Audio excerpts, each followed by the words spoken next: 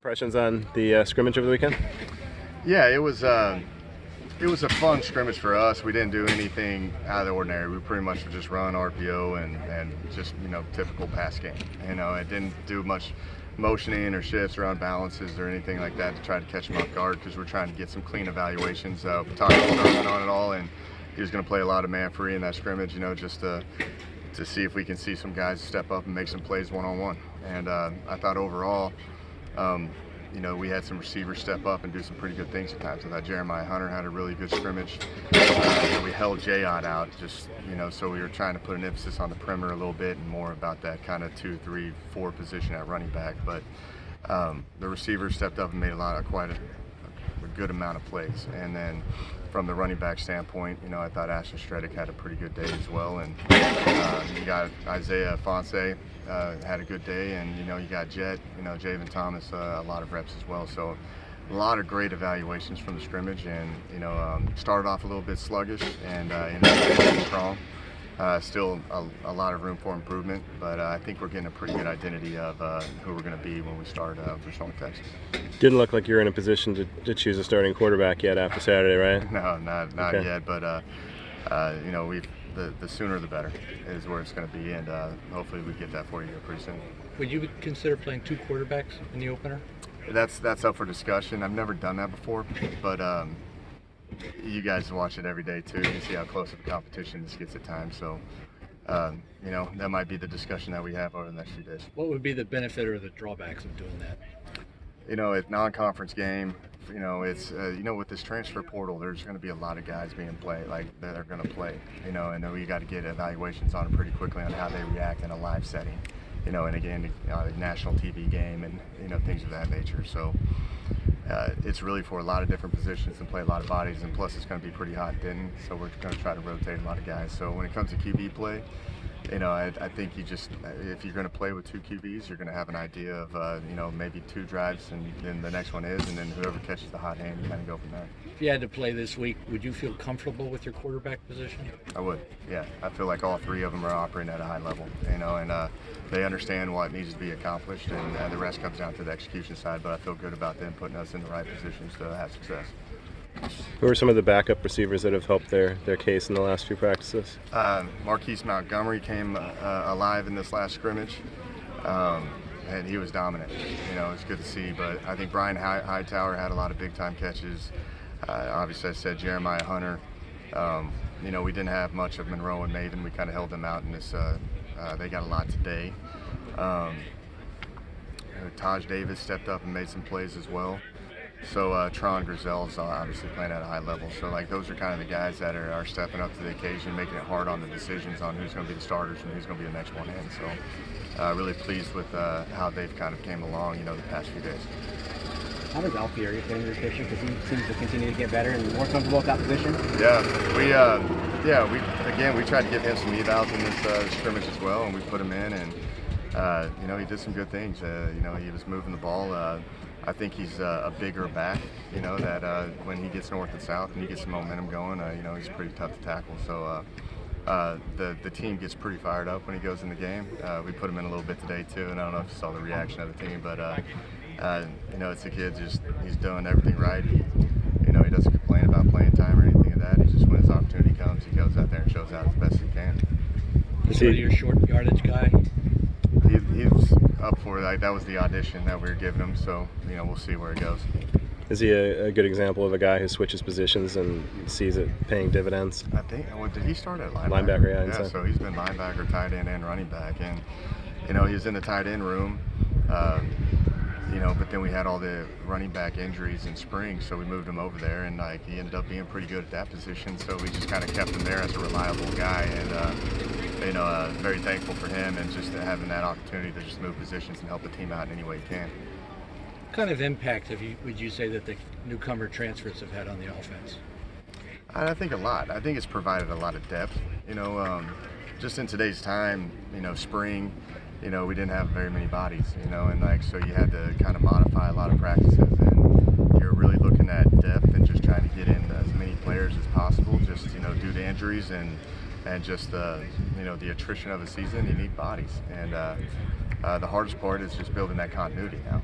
and I think that issue is not just for us, it's for everybody across the country, Any particular position that transfers have made the biggest impact? I would say the offensive line, with Wyckoff and Barrett Miller, like those guys are doing a great job of just adding depth.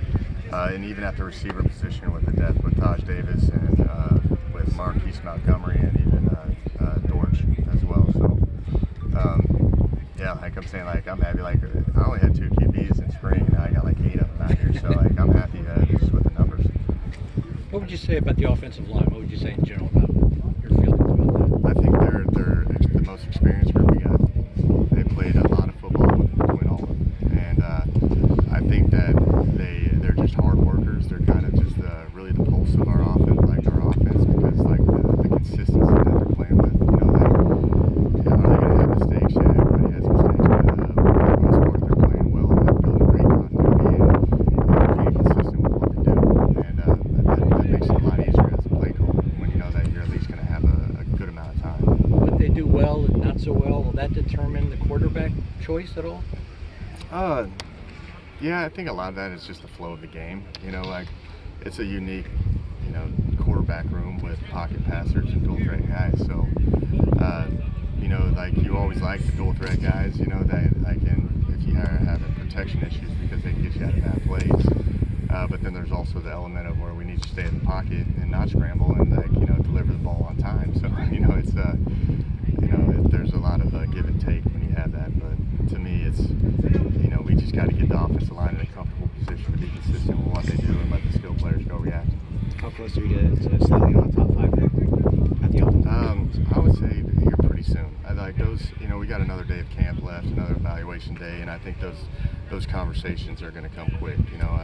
Rather get the drama out of the way a little bit earlier if we can. But some of these competitions may need some you may solidify some position groups, but there's some other ones that we might need a little bit more evaluation down the line. But I'm all about trying to get that settled in as quickly as possible and making sure that we're doing the right thing. There were a handful of interceptions last week. Ben and Sam both talked about footwork on those days. Was that kind of what you saw in those situations too? Yeah, and that was one of the days where we're doing a lot of just pocket stuff, and the pass rush was getting to us, and you got to be in position to get the ball out of your hand. You can't be lazy with your footwork at all because you got to react. The best QBs just find ways to get it to their check down or get the ball out of their hand if they feel the pass rush is sinking in on them. So we had to speed up the footwork. I'm glad they said that, and because at least it's getting through to them about the importance of it. So it's all about footwork. They both seem to respond pretty well and have been good since then. What have you seen from them since that day? Yeah, I thought Sam had a really good day today. I thought Ben had a really good day in the scrimmage. So I think then Fernando's just been consistent every single day. So I think they're just kind of slugging it all out right now. But what I've seen that they're not making the same mistakes twice. There's a lot of gray area.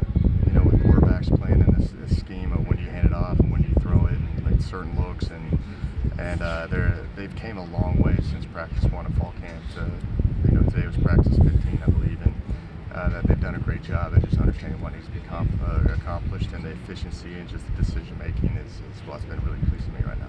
Talking to Jeremiah after the scrimmage, he mentioned choice routes is something that he was confused on at times. I think he said he came to you and talked about it and what he needs to do and all that. What have you seen from all the guys when it comes to those choice routes? Yeah, we know Jeremiah's talented, and he made some great plays today as well. But it's just when the team starts to do some bracket coverage and double team, the choice routes that we have in, it's all about finding grass and space, and it's hard to grind. It takes a lot of reps. It really does, and I think in that scrimmage, the day before the scrimmage, you started seeing strides, and then the scrimmage it clicked, and then he goes out here and he's doing everything right. So I was glad that the light, just kind of turned on for him with that, because he's a threat, and they're going to put a lot of people over the top of him, but there's ways to still get open if you just understand what they're trying to accomplish. And I think he, said that. He just came in, met with me a lot. We've had a lot of discussions, and it's really fun watching it go out there and then play it pretty strongly on the field. Do you expect him to get bracketed a lot? I would think so. Yeah, he's a talented guy, but that's the beauty of this offense. You spread it all out, and if you want to bracket, Jay Hunt, then you're going to have opportunities to probably run the ball, and then whoever's going to be on the other side of the ball as well for one-on-one opportunities. There were plays Saturday where receivers were all deep and they were covered and they weren't breaking off the routes and finding green grass. How do you reinforce that principle? We reinforced it in the walkthrough after that. And we did the 2-minute scenario, so there was some tough looks for like the 2s and the 3s to go up against, and scramble drill was in full effect, and that was something that we've been putting an emphasis on working the grass, and understand that if you got a guy like Sam in the game, like there's an opportunity for big plays, and that's like how I did things with Johnny Manziel and Kyler Murray. It's just you got to work scramble drill a lot. With Davis Webb, I didn't do that as much. It's more about getting the ball out on time and decision making. So we emphasized that a lot over the last like 48 hours. And how much is your confidence in a quarterback's ability to limit turnovers a factor into deciding who gets the starting nod? It's the detrimental plays that we talked about at the beginning of fall camp that we were having a lot of them. That's where I was pleased with just the efficiency and the decision making, and they're not making the same mistake twice, so that's going down. But it's tough to overcome like a lot of just detrimental turnovers. So like that's kind of the short leash for whoever's going to go in the game. You got to take care of the football. If not, we got other guys coming in if we decide to go that direction.